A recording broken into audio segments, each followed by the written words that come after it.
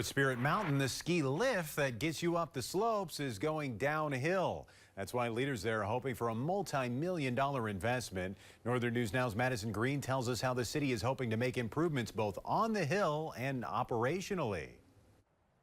We have been serving this community and the people who visit our community for 50 years, and equipment gets old and it gets tired.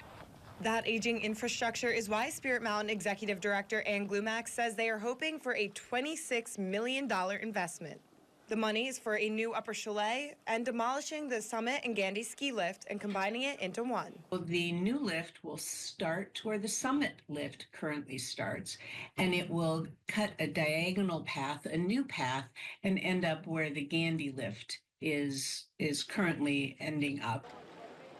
Half of the funding will come from the state, a quarter from Spirit Mountain, and the Duluth City Council will vote on a resolution to provide the rest Monday.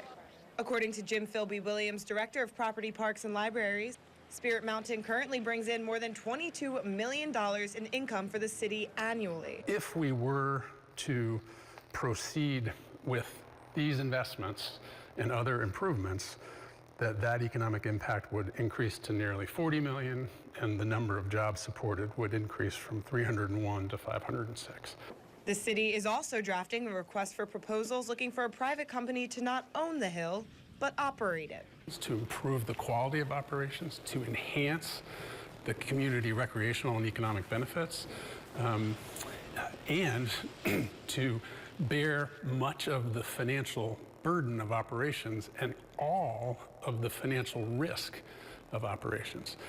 So it's all uphill from here. In Duluth, Madison Green, Northern News Now.